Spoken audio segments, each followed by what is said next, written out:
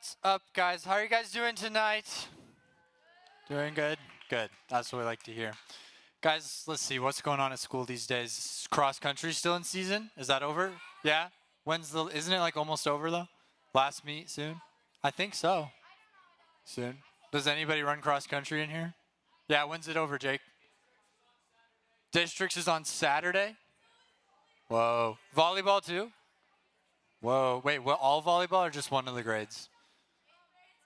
8th grade. 8th grade girls volleyball is one of that's exciting. And then what sports next? Like wrestling or something? Football? Nice. Soccer? Wow, all the sports. That's great. Wonderful, wonderful. Guys, did you catch all those announcements in the video? They were pretty funny. Those were my friends on our little student leadership team. They were pretty awesome. They gave you some great announcements. But if you missed one, remember, flannels and flapjacks. It's Wednesday the 24th, which is not next week, but the week after. Wear a flannel or anything flannel. Like my friend Colton, wherever he has some sweet oh, he's right there. He's got some sweet flannel pajama pants. Those are pretty dope. So wear some flannel and come eat a bunch of pancakes. It's going to be awesome. And bring all your friends because that's going to be a great time, right? Speaking of friends, guys, last week we kicked off this brand new series called BFF. Built for Friendship is what it stands for. And we kicked it off last week, and it was pretty awesome. We spent some time talking about how you become like who you hang around, and your friends, the people who you call your friends and who you spend a lot of time with, they influence who you are and who you're becoming. And we talked about that a little bit. And so we're going to continue in the series tonight and for the next couple weeks. Next week, you'll get to hear my friend Elizabeth. She's going to tell you about some of her experiences and friendships over the years, and it's going to be pretty awesome, so don't miss that. But tonight, I wanted to tell you guys about when I was in middle school and some of my times with friends. I remember when I was in 6th grade, so I was like, how old are you in 6th grade, 10 or 11? 11. Okay. 12? No, I was definitely not 12. I was probably 11 or something. And I was in 6th grade, and I was going to Cimarron, like some of you guys. Go Colts.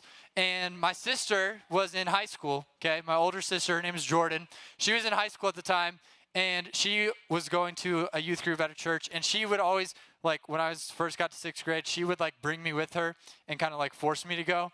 And I didn't always want to go, but she would, like, bring me along. And I remember the first few times I was going for, like, probably, like, the first couple months, I was kind of scared, and people are scary. So I was like, oh, this is not great. And I would kind of just stand in the corner and just pretend to be there.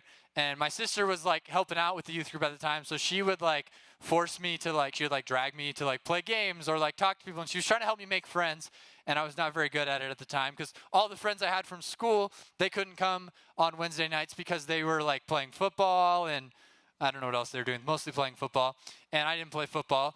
And so I was there and I didn't have any of my friends there, but my sister wanted me to come to this church, to this youth group. And so she would bring me and kind of like bring people up to me and try and like help me make friends. And sometimes I would talk to them and then I was not very good at that and then it wouldn't go very well. Or I'd play a game with them and it'd be great. And then as soon as the game would end, I'd be like, what do I do now? I don't know how to have a friend because I was just a very shy, quiet guy in 6th grade and I was a little bit nervous to be there and I was like, I don't know how to make friends and it was scary. And eventually I kept going because I don't know if I had a whole lot of choice. My sister was like, she was going to be there and she brought me and I liked being there and I wanted to make friends. I just didn't know how to go about doing it. So eventually over the years I started to make friends and it just took me a little while, but I remember that time, and maybe some of you guys are in that same boat. Maybe you're like, yeah, I'm here because my mom made me come here, or I just, someone dragged me here or something, and you're like, I don't really have any friends here. But that's okay. It's okay to be there. You can make some friends here or at school or anywhere, right?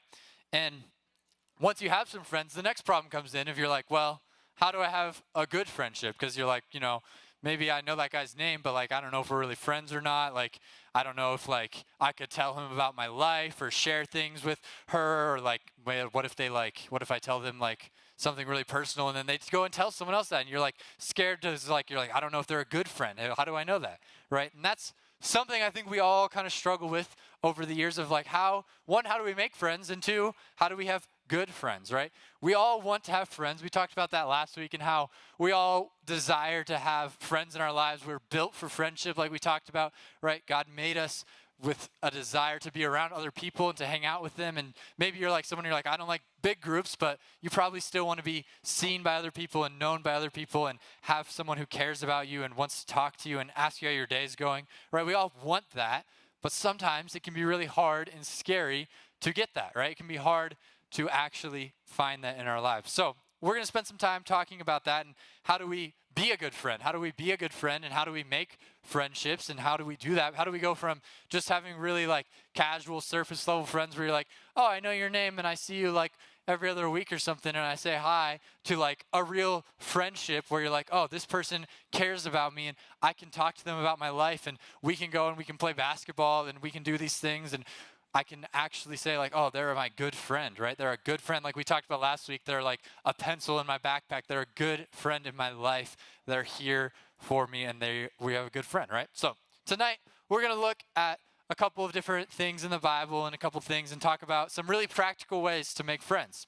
And I wanted to start off by looking at these two guys from the Bible. There's stories all over about this guy named David, and then he's got this friend who there's less stories about, but he's pretty cool. His name is Jonathan, okay? So we're going to look at David and Jonathan. Now, if you wanted to read more about them later on your own, you could go to 1 Samuel 18, 19, and 20 and read all about them. We're not going to read all that because that would take a long, long time. But I'm going to give you the highlights of these two guys' friendships, right? So you've probably, maybe, heard of David before. This is the guy of like David and Goliath, right? He like throws the rock at Goliath and then he dies and he like slays this giant. Pretty cool guy. So you maybe heard of him before, maybe you haven't. That's okay. If you haven't, I'm going to give you the overview. And the less popular and known guy, Jonathan, is his best friend, okay? And they have an awesome friendship, and there's a lot we can learn from their friendship. So we're going to look at it tonight. So David and Jonathan, they both live in this place called Israel. Everybody say Israel. Israel, okay? So they're from Israel, and Israel is this land where there's all these people. They're all Jewish, and they're all following Jesus at the time. Well, they're following God, and God, they're God's people, right? And so they had a king at the time. His name was Saul. Everybody say Saul. Saul, okay. Saul is the king at the time, and he was king of Israel, and the way that Israel does their kings was a little different. God like picked him, right? Most places it's like whoever has like the biggest army just became the king, but God actually picked Saul to be king. And Saul, he was doing an all right job for a while, and then eventually he stopped following God. He stopped following God and stopped leading the country the way God wanted him to. So God was like, hey, we're going to get a new leader in here because I don't like the way Saul's doing it. We're not going to keep going. Like normally, you know, there's a king and then he has a son and then that son becomes the king when the old one dies. But God was like, no, we're going to do something different. And so he picked out this guy, David, and he was like, David is going to be the next king. And so they anoint him, which means they choose him. God chose him to be the next king of Israel. Okay, and so if you're like Saul, you're like, oh, well, that's not cool. Like that was kind of my thing. But David gets chosen, he's going to take that over, and he gets chosen when he's young, and so he's going to take it over when he gets older. And then that's when you hear about all the cool stories of David and Goliath, and then you hear about David, and he becomes this great military leader, and he wins all these battles and stuff, and he gets really, really popular in Israel. Everybody loves David. They're like, well, this guy is going to be a great king. We can't wait until David is there. He's way cooler than Saul. We're so excited. And then that's where Jonathan comes in, okay? Jonathan is Saul's son, okay? So he's the son of the king, which means he would have been in line for the throne, right? Like in theory, if, you know, it was like a normal kingdom, then when Saul got old, Jonathan would have became the king. So if you're Jonathan, you're probably like, I don't like this David guy. He's going to steal my job. He's going to steal my future, right? I was going to become king, but everybody loves David. A lot of people, if they were Jonathan, would be really like, they would feel really jealous of that. They would be really uncomfortable with that. They wouldn't like that idea of, hey, this guy is going to steal like our family's like legacy of being the king. And so you would kind of make sense if Jonathan and David didn't get along. They would probably butt heads. It'd be like if someone was trying to steal everything that was like who made you who you were or something. And you'd be like, oh, that doesn't seem cool. But Jonathan wasn't like that. He was not like that at all. He actually really liked David. Pretty early on, David and Jonathan became like best friends. They became great buddies. And they were such good friends. They actually like made a pact pretty early on. And they're like, hey, I'm going to have your back no matter what, if you have my back no matter what. Basically, they were like, hey, let's be best friends, right? Like that's essentially what that kind of is. They're like, we're going to be best friends and we're going to have each other's back no matter what. And I think that's pretty crazy to think about because you're like, wait, this guy, Jonathan, would have been king if David didn't come in the picture. And to make it even crazier, Jonathan's dad, he wanted to kill David, right? So not only did he like not like David, but he was like, no, I actually want to kill him, because he was like, hey, this guy, everybody's liking him. Saul was getting really jealous of David, right? He was like, I don't like this guy. He's going to take over the kingdom. Everybody loves him. So he was jealous of him. So he's like, let's kill David. And Jonathan could have easily been like, oh yeah, sure, do whatever. And then he would have became king or whatever, you know. It would have been easy for him to do that. But Jonathan decided to be loyal instead. Instead, he helped David escape and stay alive. And he stood by David, even though it was dangerous. And his dad, the king, right, the most powerful person in the place, he wanted him dead, but Jonathan wasn't going to let that happen. He was a good friend. He encouraged David. He celebrated whenever David had these big victories and these big things, and he even made that promise to look out for him no matter what, right? Jonathan was willing to sacrifice the things that he thought his future would be for his friend David. He wasn't concerned about just himself, but he was concerned about protecting his friend, right? He wasn't selfish. He wasn't just thinking, what's in it for me in life? He was thinking, I want my friend to succeed. I want David to succeed. And David did the same thing. David had Jonathan's back time and time again. And again, if you want to read more about their story, you can check it out there. But David and Jonathan had such a good friendship, right? Jonathan was such a good friend to David, and there's so much we can learn from their friendship. And you see, we don't just see this idea of like a good friendship shown here. It's all throughout the Bible. There's lots of different little examples of friendship. And Jesus gives us a great example when he's here too. When Jesus is here, he's making friends all over the place, left and right. He's always making friends. Everybody wants to be Jesus' friend because he's awesome, and the way he lives his life was so different. And there's one time he was teaching, and I think he taught on something, and it's something you guys have probably heard, and maybe you didn't even know it was from the Bible, but he taught this one thing that I think applies to friendships too. So we're going to check it out together. It's going to be in Luke chapter 6, 31. It'll be on the screen. We'll read it together here in a second. There it is. Okay, it's very short. Okay, when we get to the yellow word, you guys read that if you're new, and you might not know that. When we get to the yellow word, you guys read that one. Okay, here we go. Do to as you would like them to do to you. Okay, it's a very simple verse. You maybe heard this before. It's called the golden rule often, right? Do unto others as you want them to do to you. It's a very simple idea, right? It's like, oh, you want people to be nice to you, right? Well, be nice to people. Seems pretty simple. And it's like so simple that we actually miss it a lot of times. We actually miss how simple it is, right? And I think this idea applies to making friends. It's like, oh, you want a friend who actually cares about you. Boom. Go and care about other people. You want a friend who actually listens to you when you talk and when you share something. Well, then you need to go and do that for other people, right?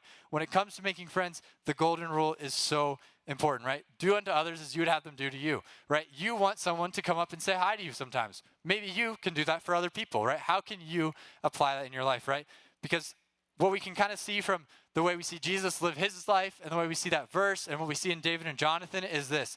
To make friends, you have to be a good friend, okay? To make friends, you have to be a good friend. Because if you want to make a friend, and then you make the friend, or maybe you go and meet them, and then you're a horrible friend, that friendship's not going to last very long, right? They're not going to want to be your friend if you're like really mean to them, right? So to make friends, you have to be a good friend.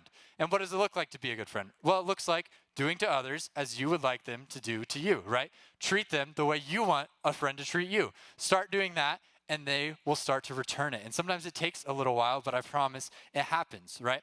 The way I kind of think about it with friendship, I have this giant magnet. Hang on. See, this is a big magnet. I was hoping, did you guys ever play with magnets when you were like little and have those like horseshoe looking ones? Does anybody know what I'm talking about? Yeah? Okay. I was hoping to find one of those, but those are like really hard to find in like massive size. So I got this cool magnet instead. But I think of this with friendship, okay? Imagine that you are this magnet, okay? We are all this magnet. Now, when we're a good friend, we're like this magnet. If you're a bad friend, maybe you're not like this magnet. But if you're a good friend, you're like that magnet. And then there's these little metal things, okay? Imagine these are people. These are friends. These are potential friends, okay? They're all just sitting here on my little table here. There's a bunch of them. These are just friends that you could have, right? And they're just sitting there. They're kind of doing their thing. And you're this magnet, okay? And you're a good friend. So when you're a good friend, what happens is you go around and you are treating people like a good friend, whether or not you even know them yet, whether or not you've even actually made a friendship with them yet. You're going around being a good friend, right? Maybe that looks like you're a really positive person. Maybe you're kind to people. Maybe you listen to other people when they're talking. You're fun to be around. You're joyful, like we talked about last week. You have joy in your life. Maybe you encourage other people. when you do those things, it's kind of like you're this magnet and you go around these people and they start to just come to you, right? They just attract to you, right? Because people want to be around someone who's a good friend. And now suddenly you're this magnet and you've got all these little friends all over the place with you, right? Because you attracted them to you by being a good friend, right? You made a bunch of friends because you were a good friend. That's how you make friends, by being a good friend. So when you do those things, people are naturally attracted to you, right? If you are just a kind person, people want to be around that, right? Nobody goes out and is like, man, I really just want somebody who's just gonna be really mean to me and yell at me all day and tell me I'm ugly or something. That's not what we want, right? We want people who are kind, who are those things. So when you do those things, you're gonna attract people to you, some friends to you that are gonna want to do the same thing, right? And let's say there's some other people that are really negative. They're not going to be attracted to that. They're going to be like, oh, well, I want some friends I can gossip with. So they're not going to want to be your friend. So that's a good thing, because those bad friends will stay away because they see that you're a good friend. And that is what we can be. We are like this magnet, right? We pull people in when we are a good friend. So when you're a good friend, it attracts people to you, right? And it spreads influence too, right? If you are a good friend to 5 good friends, right? You would make 5 friends because you're a good friend to them. Now those 5 people are like, dang, I want to be more like Jimmy or whoever you are, right? I want to be more like him, and I want to be a good friend too. And so now they're going out and they're being good friends, right? It spreads influence all over. You can make other people become better friends too. So I want to start super practically. I'm going to give you guys just a quick 4 little tips on how to be a good friend, okay? It's how we can start so easily to make friends and start today making friends and being a good friend, okay? The very first thing, okay? This one is so simple. Be kind first, okay? Be brave. Be kind first. Be willing to take the first step, right? Maybe you're at school and you're like a little nervous, you don't have a lot of friends, or maybe you're here at Garage and you're like, I don't really know a lot of people. Be kind first. Be the one to go up and start the conversation. Go up and say hi to someone. Smile at someone. Ask them how their day is going. Give them a compliment. Be the person to take the first step, right? A lot of people, you might all be thinking the same thing in your head. You're like, oh, I really want some friends, but I'm just nervous to go talk to someone. If you are just brave for 5 seconds and you go and take the first step, maybe it's just inviting them to come and play basketball with you in the gym, or maybe it's just saying, hey, I like your shoes or something like that. That could start a wonderful friendship. Just be kind first, right? It's such an easy step that we can all take. Number 2, listen well, okay? This one is also pretty simple. When you do start talking to someone, you usually ask them something like, how's your day? Or what do you like to do? And then when they respond, get this, just listen. Listen to them, right? Actually hear what they say. If they say, oh, I had a rough day, don't just be like, oh, cool, and move on. Be like, oh, what happened? Like, why is your day rough? And maybe they'll share a little bit with you, right? Show people that you actually care about them. Don't just ask questions, but actually listen to what they might have to say. Actually care for them, and then they will start to care for you back, right? They'll probably ask you like, oh, well, how was your day? After they get done talking about theirs, Super simple. Number 3, okay? So first, we're going to be kind. Second, we're going to listen well. And number 3, we're going to include others, right? This is another one that's like, oh, it seems pretty simple, but it's like so easy to miss, right? Include others.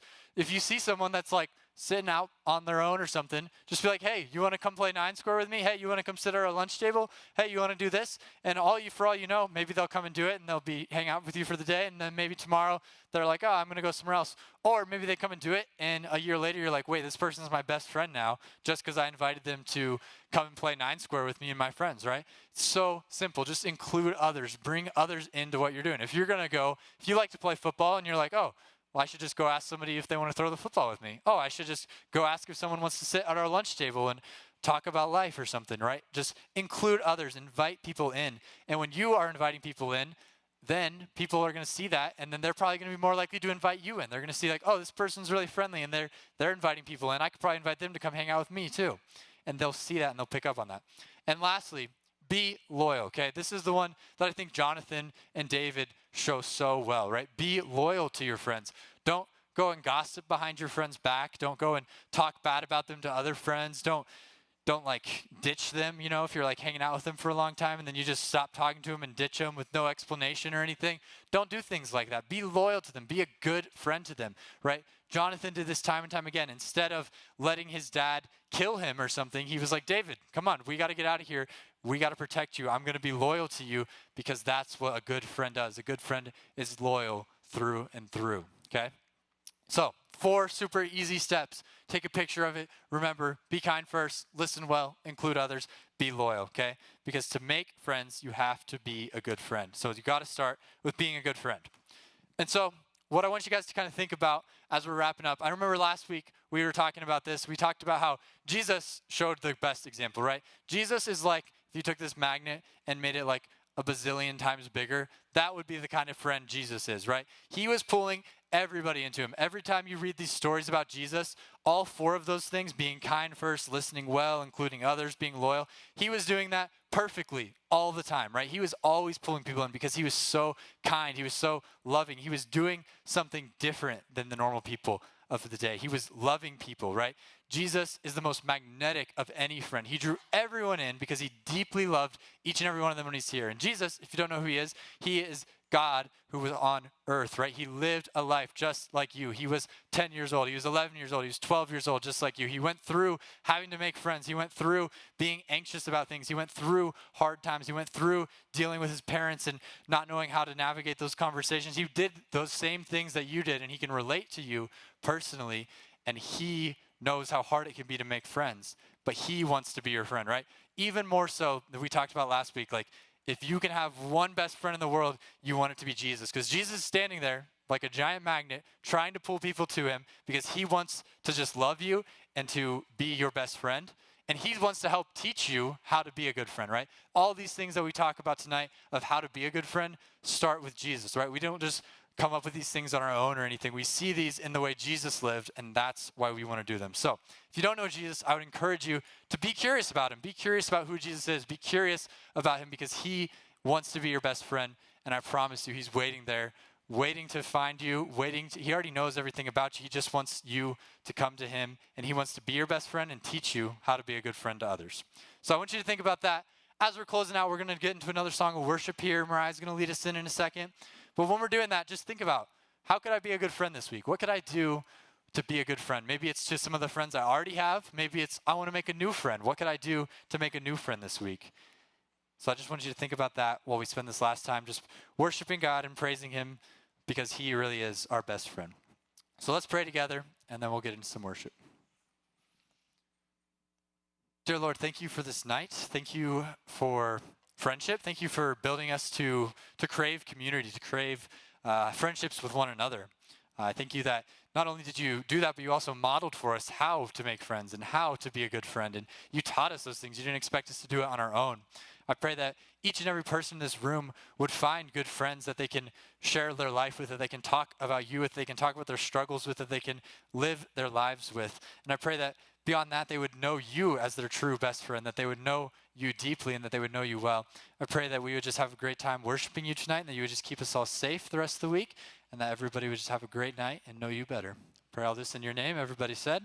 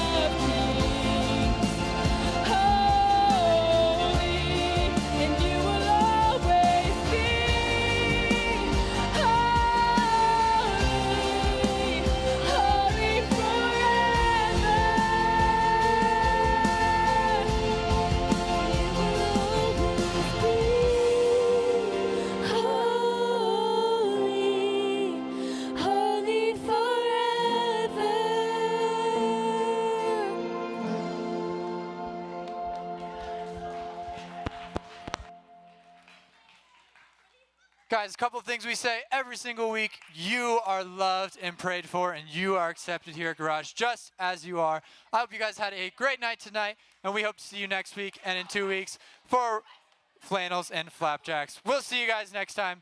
Have a great night.